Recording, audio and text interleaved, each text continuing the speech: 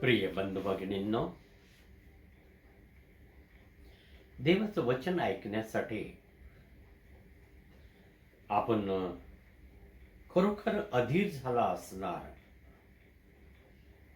हा माझा विश्वास आहे.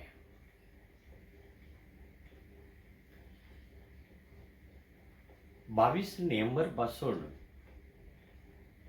अनेक चर्चेस हे ओपन झालेलं आहे, उघडण्यात आलेले आहेत. आपलं चर्च सुद्धा 22 तारखेपासून उघडण्यात आलेलं आहे. त्यावेळेपासून प्रति रविवार चर्चमध्ये उपासना ही घेण्यात येते आणि ऑनलाईनच्या माध्यमातून प्रति रविवार मी आपल्याबरोबर बोलत आलेला आहे. कारण आपल्यामधून अनेक सभासद हे 65 वर्षाच्या वर आहे, त्यामुळे त्यांना चर्चमध्ये जाणं शक्य झालं नाही. काही सभासदांना काही घरेलू कारणास्तव त्यांना चर्चमध्ये जाता आलं नाही. अशांसाठी आजचा माझा हा तिसरा संदेश आहे, चर्च उघडल्यानंतरचा.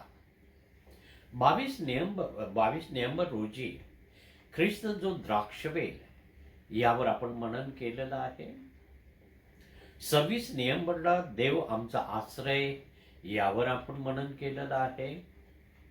आणि आज 6 डिसेंबर रोजी येशू ख्रिस्ताची वंशावळी यावर आज आपण मनन करणार आहोत.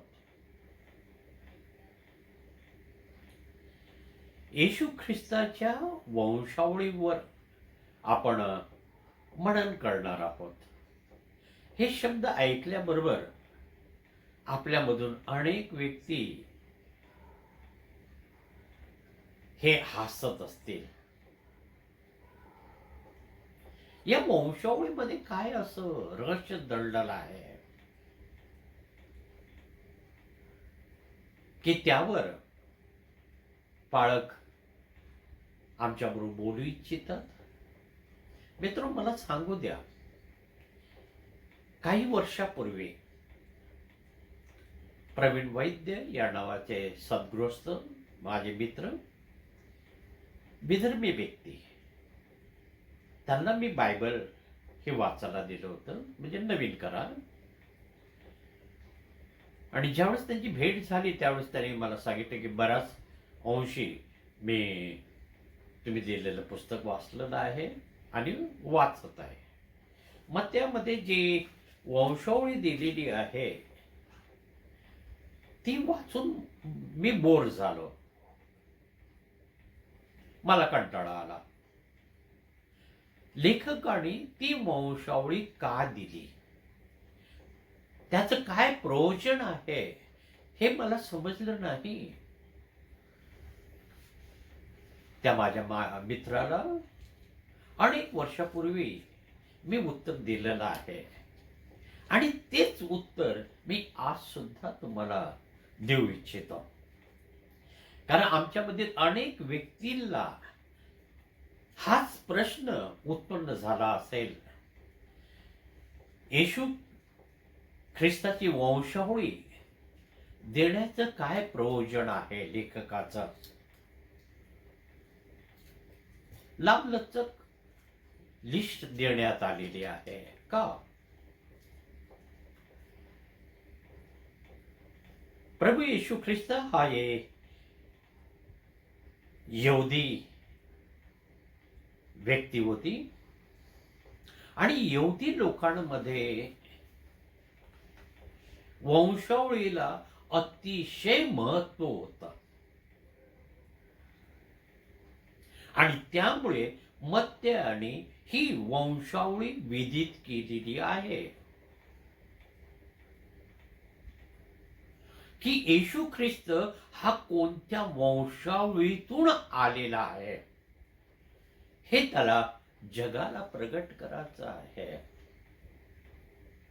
येशू ख्रिस्त हा पापी लोकांचा उद्धार करण्यासाठी या भूतलावर आलेला आहे, त्याला सार्वकालिक जीवन देण्यासाठी. तो कोणत्या वंशावळीतून आलेला आहे हे पाहणं अत्यावश्यक आहे. आम्ही सर्वांनी ख्रिस्त जन्मोत्सवामध्ये पदार्पण केलेलं आहे.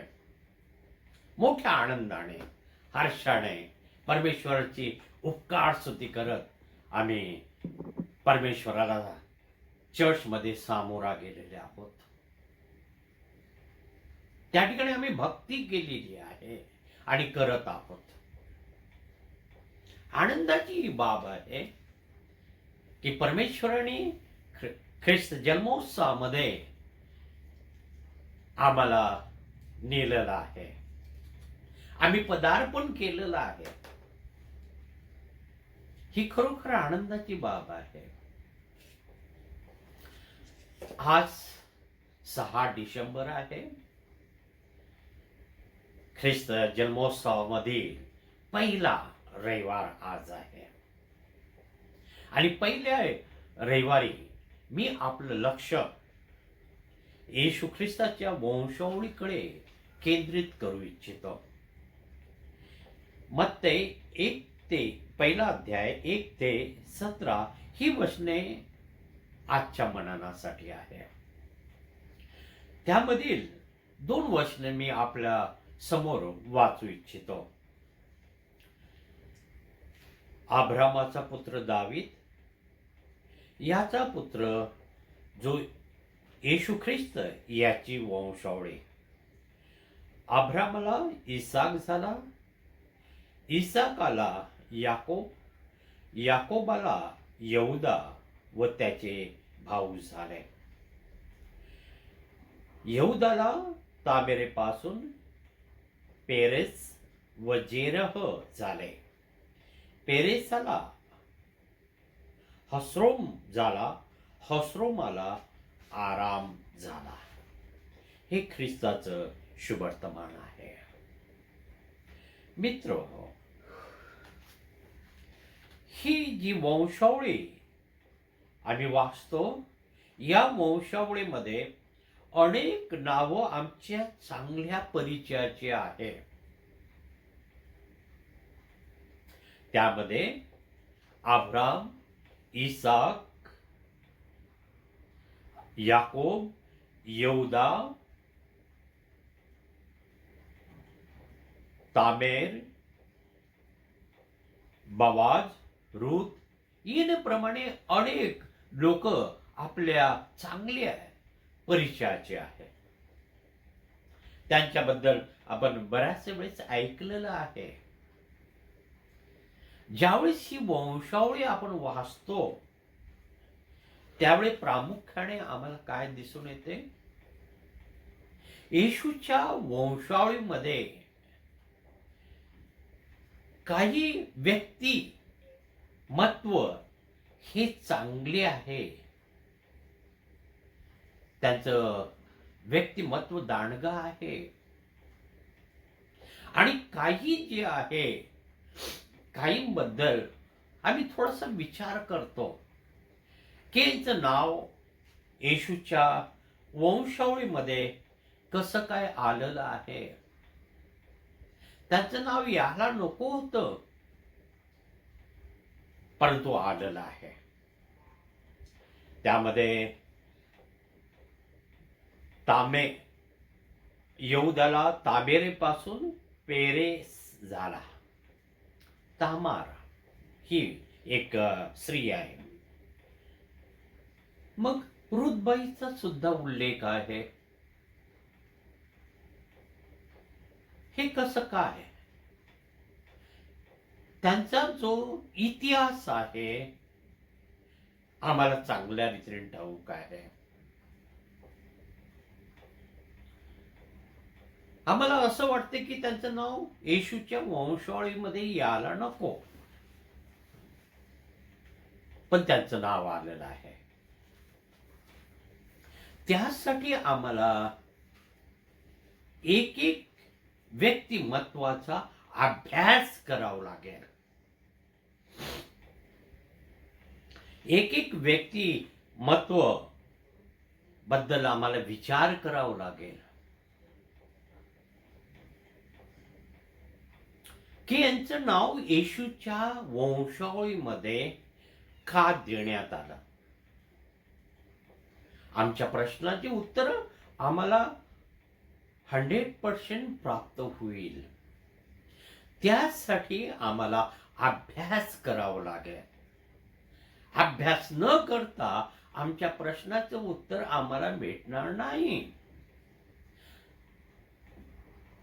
चला या काही व्यक्तिमत्वावर बद्दल आपण विचार करूया.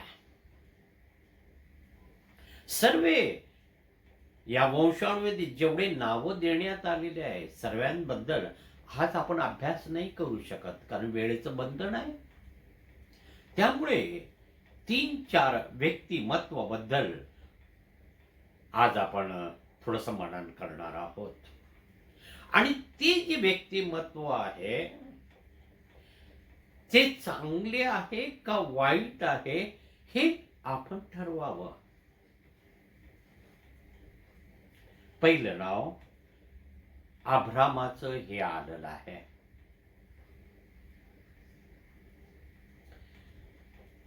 अब्राम हा सर्वांचा परिचित व्यक्ती आहे. इसाक, याकोब, यहूदा हे सर्व नावं आमच्या परिचयाची आहे आणि त्यामुळे प्रथम यांचाच आपण अभ्यास करूया. हे मेंढपाळ होते. त्यांचा व्यवसाय हा मेंढर सांभाळण्याचा होता. ते मेंढपाळ होते. त्यांच्याकडे मोठ्या प्रमाणात मेंढरे होते. अब्राम हा त्यामधीलच एक व्यक्तिमत्व आहे. अब्राम याला अनेक लोक समुदायाचा पिता म्हणून मानतात.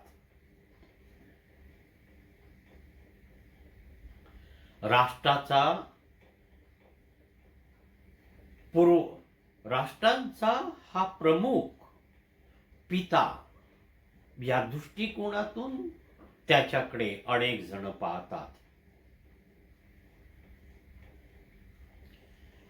यहुदी जातीचा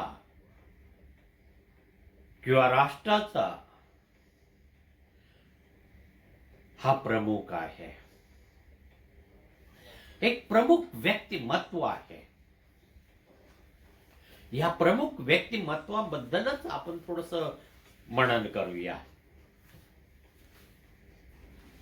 येथे अब्रामाचा एक इतिहास आहे. कोणत्या ठिकाणी? उत्पत्ती 11वा अध्याय 26 ते 25-10 या ठिकाणी अब्रामाचा इतिहास हा लिहिण्यात आलेला आहे. अब्रामाला देवाकडून 4 आज्ञा व 4 आशीर्वाद हे प्राप्त झाले. असं उत्पत्ती याचा 12वा अध्याय 1 ते 4 वचनामध्ये विदित करण्यात आलेला आहे. अब्राम हा प्रार्थनामय जीवन जगणारे व्यक्ती होती. प्रवासात अनेक ठिकाणी तो थांबला आणि त्या ठिकाणी त्याने वेदी ही बांधली आणि परमेश्वराची त्याने उपासना केली. त्याला परमेश्वराचा सहवास हा हवाहवासा वाटत होता. त्याच्या समागमामध्ये राहणं त्याला आवडत होतं. त्याला परमेश्वराची कृपा आहे ही पदोपदी पाहिजे होती आणि त्यामुळे त्याने अनेक वेद्या ह्या बांधलेल्या आहेत.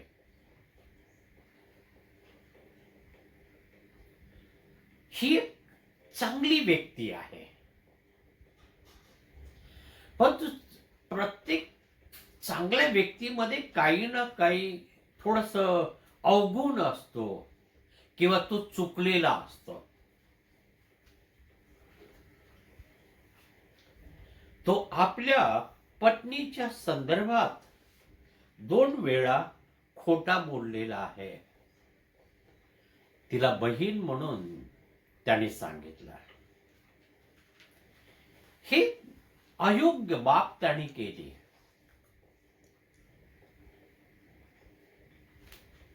असं असताना सुद्धा परमेश्वराने त्याच्यावर कृपा केली, दया केली.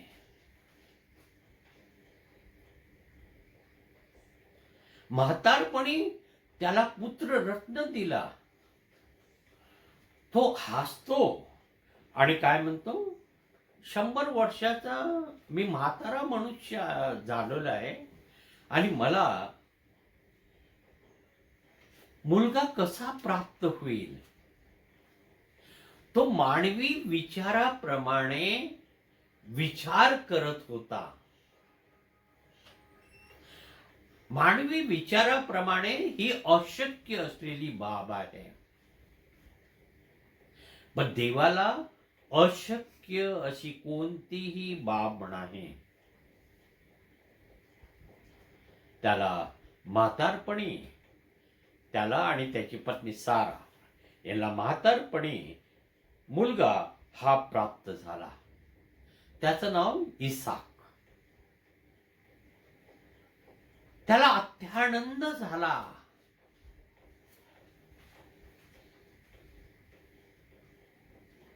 त्या काळामध्ये परमेश्वराला मानवाचं बलिदान करण्याचा रिवाज होता, रीत होते. परमेश्वराने अब्रामाला सांगितलं की तुझ्या मुलाचं अर्पण तू कर. त्याने कोणत्याही प्रकारचा वादविवाद परमेश्वराबरोबर केला नाही आणि आपल्या मुलाला घेऊन तो डोंगरावर गेला.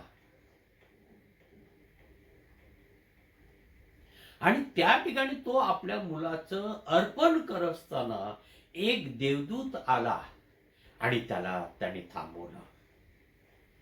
इसाकाचा प्राण वाचला गेला. परमेश्वराने त्याच्या विश्वासाची परीक्षा पाहिली. हा माझा पुत्र माझ्यावर किती विश्वास ठेवतो हे परमेश्वराला पाहायचं होतं. आणि त्या विश्वासाच्या परीक्षेमध्ये अब्राम हा विजयी झाला. परमेश्वर बलिदानाने नव्हे तर आज्ञा पालन करण्याने प्रसन्न होतो. परमेश्वराने हे त्याला प्रगट केलं. त्या ठिकाणी त्याला म्हटलं परमेश्वर प्रसन्न होणार मी माझ्या मुलाचं बलिदान दिल्यावर. परंतु परमेश्वराच्या नजरेमध्ये त्या बलिदानापेक्षा आज्ञा पालनाला विशेष महत्व होतं मित्र. आणि अब्रामाने देवाच्या आज्ञेचं पालन केलं आणि त्यामुळे त्याला देवाचा मित्र असं म्हणतात. तो देवाचा मित्र होता कारण परमेश्वराच्या आज्ञेचं पदोपदी तो आपल्या जीवनामध्ये पालन करत आलेला आहे. आणि त्यामुळे त्याचं नाव या पवित्र शास्त्राच्या वंशावळीमध्ये आलेलं आहे. हे एक कारण आहे. एक चांगलं व्यक्तिमत्व प्रभू येशू ख्रिस्ताच्या वंशावळीमध्ये आम्हाला पाहायला मिळतंय. दुसरं व्यक्तिमत्वाकडे आपण जाऊया. इसाक, इसाक म्हणजेच हसणे त्याचा अर्थ आहे. अब्राम व सारेला चा हा पुत्र, त्यांना म्हातारपणी देवाने दिलेला हा त्यांचा पुत्र आहे.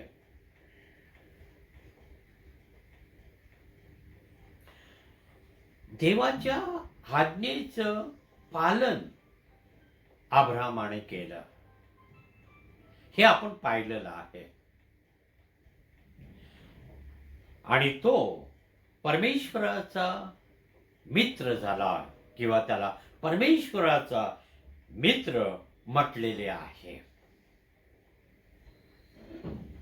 हा जो अब्राम आहे हा आपल्या मुलाला घेऊन पर्वतावर जात आहे. आणि त्यावेळेस हा जो त्याचा मुलगा आहे हा शांत राहत आहे. इसाक हा शांत होता. तो आपल्या बापाला प्रश्न करू शकत होता, पण त्याने प्रश्न केला नाही. आपल्या बापाच्या आज्ञेचं त्याने पालन केलेलं आहे.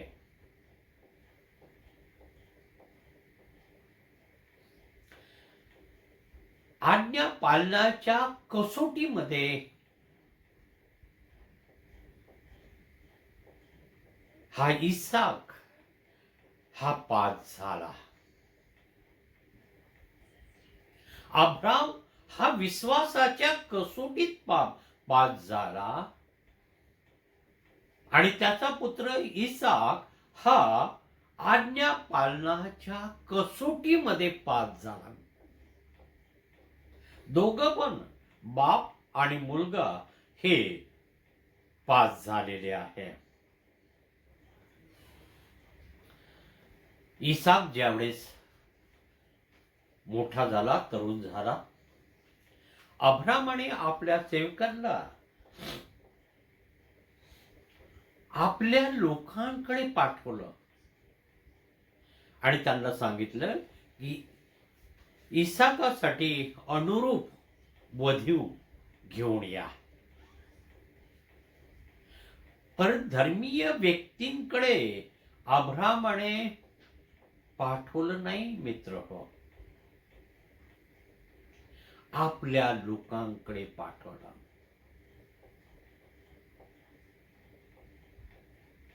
आणि आपल्या लोकातून इसाकाने आपल्या बापाच्या इच्छेनुसार लग्न केलं रेबेका बरोबर.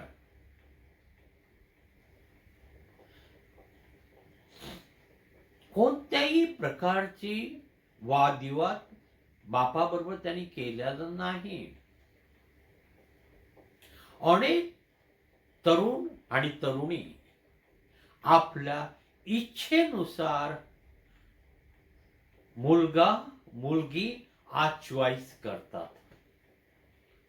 आई वडील हे मुलांच्या मुलींच्या आनंदामध्ये सहभागी होतात, कारण ते त्यांना सुखी पाहिजे असतात, आनंदी पाहिजे असतात. अब्राम आणि मित्र तसं केलं नाही. इसाकाने तसं केलं नाही. कोणत्याही परधर्मीय व्यक्तीबरोबर त्याने लग्न केलं नाही.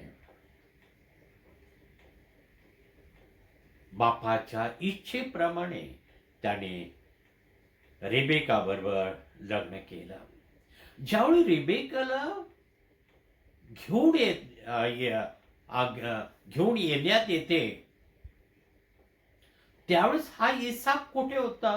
संध्याकाळची वेळ होती. हा परमेश्वराचं ध्यान करण्यासाठी डोंगरावर गेला होता. तो परमेश्वराचं ध्यान करण्यासाठी डोंगरावर गेला होता. त्यातून आम्हाला काय दिसून येते? त्याला सुद्धा परमेश्वर हा हवा होता. परमेश्वराच्या सानिध्यात, परमेश्वराच्या समागमामध्ये राहणारा इसाक आम्हाला दिसतो. ध्यान करणारा परमेश्वर आम्हाला दिसतो. आज आमच्या ख्रिस्ती समाजामध्ये किती लोक ध्यान हे करतात, त्याला खूप महत्व आहे मित्र हो. आम्ही शांत राहून सर्व गोष्टी, जगिक सर्व गोष्टी विसरून परमेश्वराकडे ज्यावेळेस आम्ही दृष्टी केंद्रित करतो, त्या परमेश्वराचं तेज आमच्यावर येते. परमेश्वराची वाणी आमच्या कानावर येते.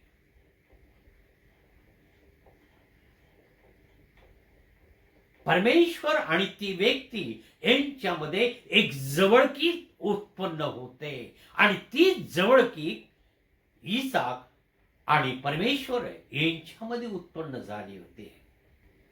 आणि त्यामुळे तो रिबके बरोबर लग्नाला तयार झाला होता. त्याच्या बापाची ती इच्छा होती आणि बापाची इच्छा नेहमी चांगली असते मित्र हो. तरुण मुलं मुली कधी कधी चुका करतात चॉईस करण्यामध्ये, पण आई वडील हे कधीच चॉईस करत असताना चुकत नाही. त्यांच्या पाठीमागे त्यांचा अनुभव असतो.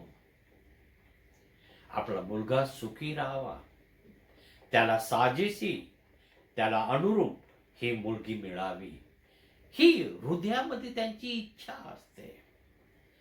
आणि इसाकाने आपल्या बापाची इच्छा ही पूर्ण केली आणि रिबेके बरोबर त्याने लग्न हे केलेलं आहे. जवळजवळ 180 वर्षाचा तो झाल्यानंतर इसाक तो मरण पावला. 180 वर्ष म्हणजे ही फिगर लहान नाही मित्र हो. मला सांगू द्या की इसाकाला एवढं आयुष्य कसं मिळालं, कारण तो परमेश्वराच्या सानिध्यात समागमामध्ये राहत होता, परमेश्वराचं भय बाळगत होता आणि त्यामुळे त्याला एवढं मोठं आयुष्य हे मिळालं. आणि परमेश्वराच्या सानिध्यात समागमामध्ये जर राहतो आणि या हाताने चांगल्या गोष्टी करतो, तर आम्हाला सुद्धा आयुष्य हे वाढवून परमेश्वर देऊ शकतो. आमच्या वर ही बाब अवलंबून आहे. आम्हाला जर आयुष्य वाढून पाहिजे तर परमेश्वराच्या सानिध्यात, परमेश्वराच्या समागमामध्ये आम्हाला रममाण व्हावं लागेल, त्याचं भय बाळगावं लागेल आणि नीतीच्या, धार्मिकतेच्या मार्गाने आम्हाला चालावं लागेल. आमची त्यासाठी तयारी आहे.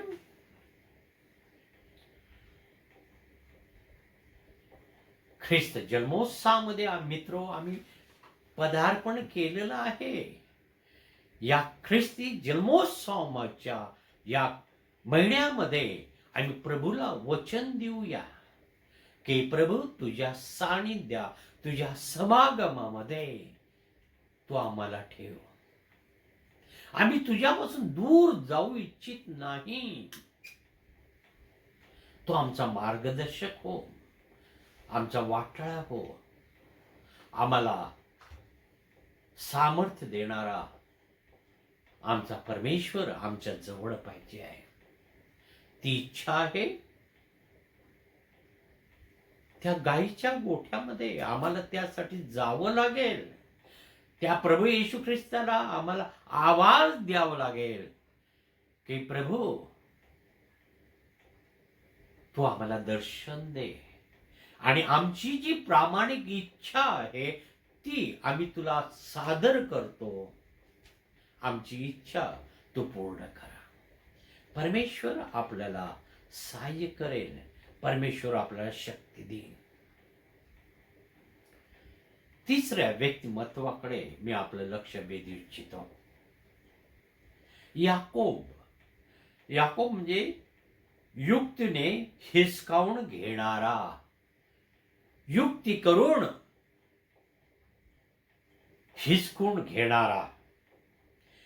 याकोब नम्र आणि शांत स्वभावाचा होता. कसा होता याकोब? नम्र होता, शांत होता आणि विशेष रीतीने त्याची आई त्याच्यावर अलोट प्रेम करणारी होती. त्याची आई त्याच्यावर अलोट प्रेम करणारी होती आणि त्या प्रेमापोटी ती युक्तीने आपल्या मुलाला आपल्या नवऱ्याकडून आशीर्वाद कोणत्या रीतीने प्राप्त करावा याचा कान मंत्र ती त्याला देते. ती अयोग्य बाब करते आणि ती त्या अयोग्य बाबीला याकोब हा आपला सहभाग देतो. आईने सांगितलेल्या या गोष्टीवर त्याला योग्य वाटल्या. आपल्या बापाची तो फसवणूक करतो आणि आपल्या बापाकडून आशीर्वाद प्राप्त करून घेतो. त्या आशीर्वादावर एसावाचा अधिकार होता. एसाव हा त्याचा मोठा भाऊ याकोबाचा. परंतु याकोबाने आपल्या मोठ्या भावाला मिळणारा जो आशीर्वाद होता तो आशीर्वाद फसवेगिरी करून, बापाची फसवेगिरी करून प्राप्त करून घेतला. अयोग्य बाप त्याने त्याच्या जीवनामध्ये केले.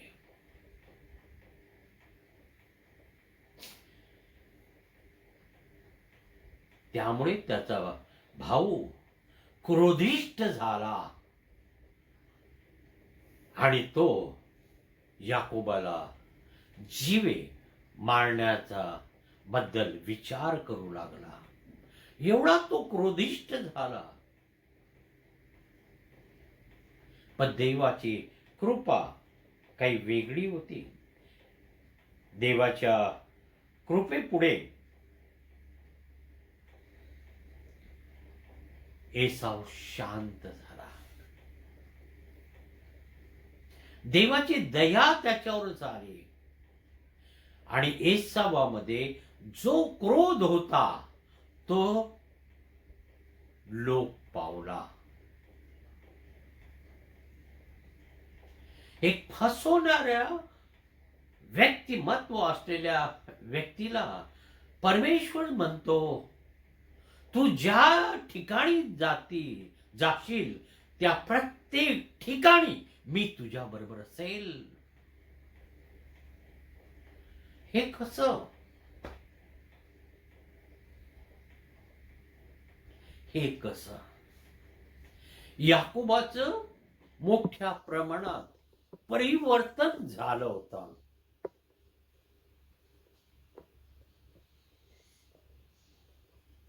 तो दीन व नम्र झाला होता. त्याच्या परिवर्तनामुळे त्याच्या पापाची त्याला क्षमा झाली. आम्ही सुद्धा आमच्या जीवनामध्ये अतोनात पाप केलेले आहेत. ते क्षम्य अशी नाहीत. पण देवाची दया आमच्यावर झालेली आहे. देवाची कृपा आमच्यावर झालेली आहे आणि देव बापाने आमच्या पापाची क्षमा केली. आपलं परिवर्तन झालेलं आहे का याकोबासारखं? त्याचं परिवर्तन झालं आणि त्यामुळे त्याचा जो आयुष्याचा शेवट होता तो चांगला झाला. याकोबाचा आयुष्याचा शेवट हा चांगला झाला. जी व्यक्ती आपल्या जीवनामध्ये परिवर्तित होते, आपल्या पापाबद्दल गुडघ्यावर येऊन परमेश्वराला याचना करते, हे परमेश्वरा मज पाप्यावर दया कर, त्या परमेश्वर आमच्यावर दया करतो, कृपा करतो, आमच्या सर्व पाप दोषाची तो क्षमा करतो. याकोबाची केली त्याप्रमाणे आमची सुद्धा तो करणार, परंतु त्यासाठी आम्हाला त्याच्या जवळ जाऊन त्याला शरण जावं लागेल. ख्रिस्त जन्मोत्सवाचा जो महिना आहे, तो हा महिना बाळ येशूचं दर्शन घेण्याचा महिना आहे. बाळ येशूने आम्हाला दर्शन द्यावं असं जर आम्हाला वाटते तर आमच्यामध्ये परिवर्तन हवं आहे, तरच बाळ येशूचं दर्शन आम्हाला प्राप्त होऊ शकते. तो बाळ राजा त्या गव्हाणीमधून, त्या गोठ्यातून आपल्याकडे पाहत आहे. माझा मुलगा माझ्या जवळ येईल, एक ना एक दिवस तो येईल, त्याला विश्वास आहे.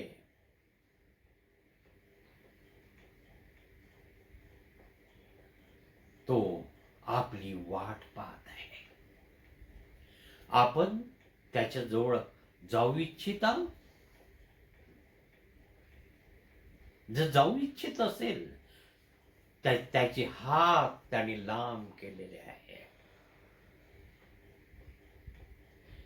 त्या गायीच्या गोठ्यामध्ये प्रभू येशू ख्रिस्त हा बाळ रूपाणी आहे आणि त्याचे हात लांब आहे.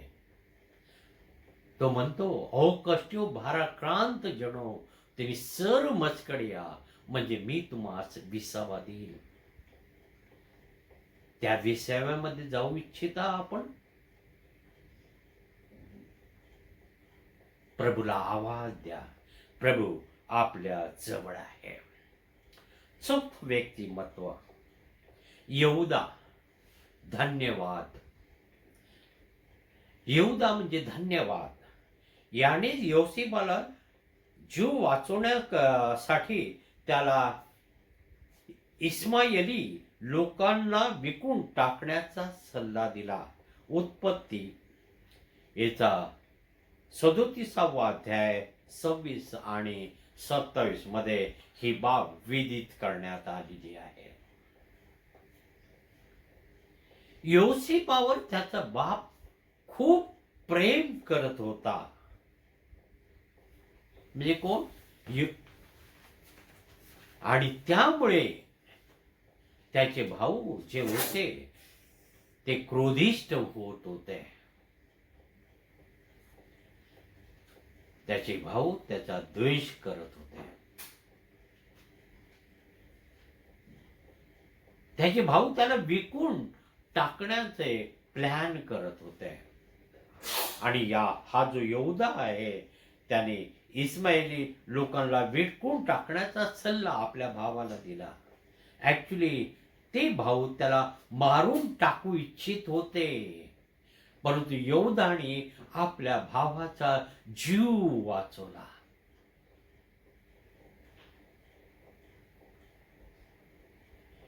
पुढे चालून योसेफ हा मोठ्या पदावर जाऊन पोहोचला. सर्वीकडे दुष्काळ हा पडला आणि अशा वेळेस प्रश्न हा पडला की अन्न कुठून आणावं, धान्य कुठून आणावं. हे भाऊ योसेपाकडे गेले.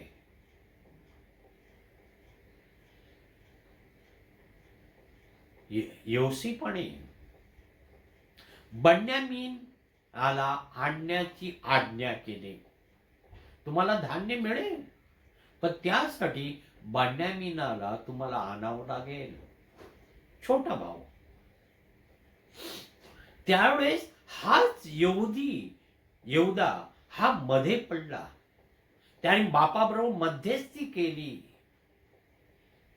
आणि बन्यामीनाला चा जिम्मा हा त्याने स्वतःवर घेतला. बन्यामीनाला मी स्वतः माझ्या सोबत घेऊन जाईल आणि त्याला सुखरूप घेऊन येईल. आपल्या भावाची जबाबदारी समर्थ रीतीने पेलवण्याचं त्यांनी आपल्या बापाला वचन दिलं. मित्र, बन्यामीनाला घेऊन तो योसेपाकडे जातो. योसेपाला अत्यानंद होतो. योसेप आपल्या सर्व भावंडांना आपला परिचय प्रगट करतो. सर्वांना आनंद आनंद होतो.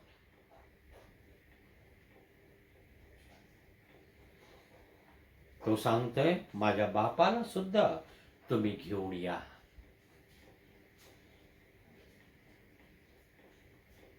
हा यहूदाने त्या योसेपाच्या भावाचं मिलन, बापाचं मिलन यहूदाने हे करून दिलेलं आहे.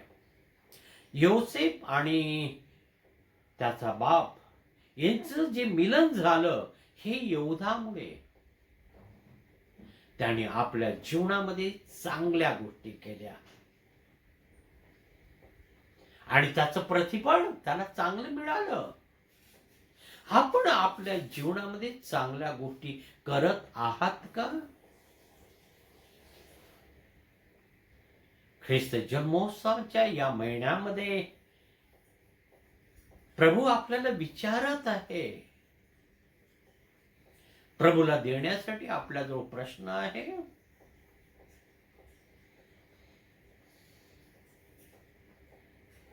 आम्ही आमच्या जीवनामध्ये काही चांगल्या गोष्टी केलेल्या आहेत का? हे जे 4 व्यक्तिमत्व आम्ही पाहिलेले आहे, त्यांची नाव हे येशूच्या वंशावळीमध्ये आले. ही अत्यानंदाची बाब आहे.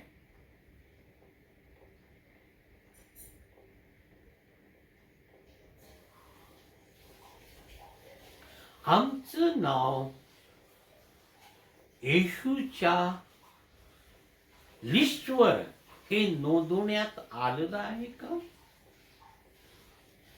त्या जुनी पुस्तकामध्ये आमचं नाव आहे का? त्याचा आज आपण विचार करूया, त्यावर आपण मनन करूया. हे 4 पुरुष हे चांगले होते. ज्यावेळेस आम्ही प्रत्येक व्यक्तीचा चांगल्या रीतीने अभ्यास करू, त्यावेळेस आम्हाला दिसून येईल की परमेश्वराची कृपा ही किती अगाध आहे. या यहूदाला तामेरेपासून पेरेस व जेरह झाले. हे तामेर वेळेच्या अभावी मी जास्त बोलणार नाही, परंतु जाता जाता काही बाबी मी आपल्याला सांगू इच्छितो.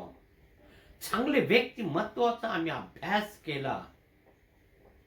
तामार ही योग्य व्यक्ती होती का? ही एक स्त्री ही आहे. या स्त्रीचा उल्लेख पवित्र शास्त्रामध्ये करण्यात आलेला आहे.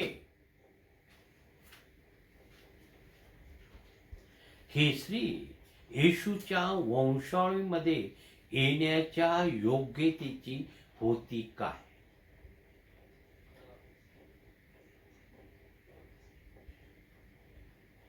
तिने आपल्या सासऱ्याबरोबर तिने फ्रेंडशिप केली आणि त्याच्यापासून तिला मुलं झाले.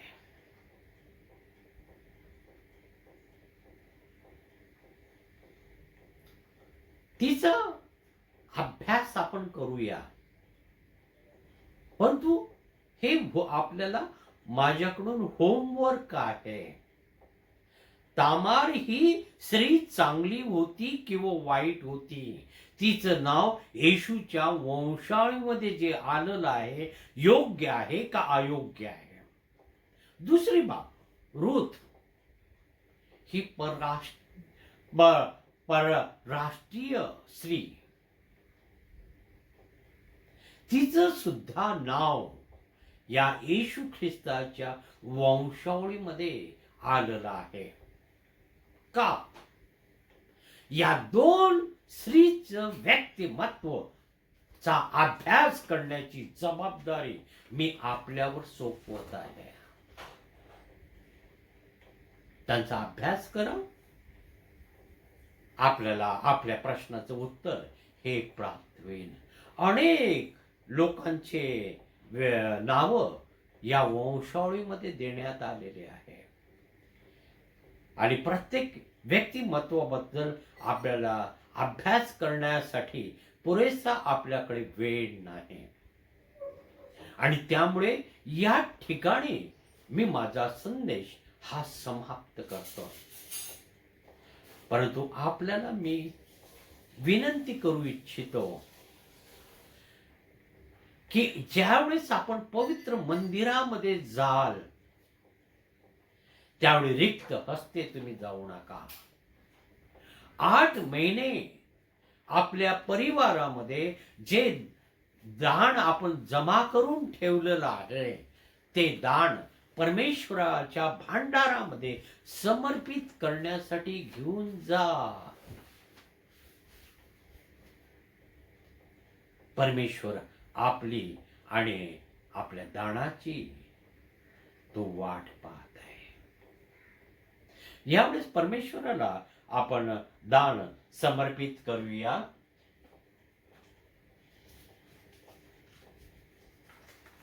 आणि आलेल्या दानावर आपण आशीर्वाद आपण मागूया.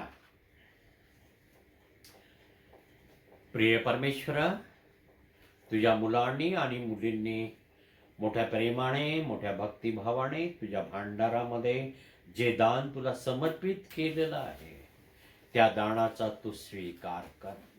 या दानावर तू आशीर्वाद पाठव. हे दान तुझ्या पवित्र मंदिरामध्ये घेऊन जाण्यासाठी आम्हाला तू शक्ती दे, सामर्थ्य दे. या दानावर तुझा अधिकार आहे. तुझं दान तुला समर्पित करण्यासाठी आम्हाला तू सहाय्य पुरव. ज्याने हे दान तुला दिलेलं आहे त्यांच्यावर, त्यांच्या मुलाबाळांवर, त्यांच्या जॉबवर, त्यांच्या बिझनेसवर, त्यांच्या एज्युकेशनवर तू आशीर्वाद पाठव. त्यांना कोणत्याही गोष्टीची कमतरता भासू देऊ नको. तुझा वर्धस्त तू त्यांच्यावर ठेव. प्रभू येशूच्या द्वारे आमेन. परमेश्वरापासून प्राप्त होणारा अनुग्रह आपण घेऊया. सर बुद्धी सामर्थ्याच्या पलीकडे असलेली दैवाने दिले शांती तुमच्या अंधकरणे व मने देवाचा आणि त्याचा पुत्र येशू ख्रिस्त याच्या ज्ञानात व प्रीत राखो. आणि सर्व समर्थ देव पिता पुत्र पवित्र आत्मा यांचा आशीर्वाद तुम्हावर असो आणि सदा सर्व काळ तुम्हास राहो. आमेन. प्रभू प्रेम करण्यास व त्याची सेवा करण्यास शांतीने जा. आमेन.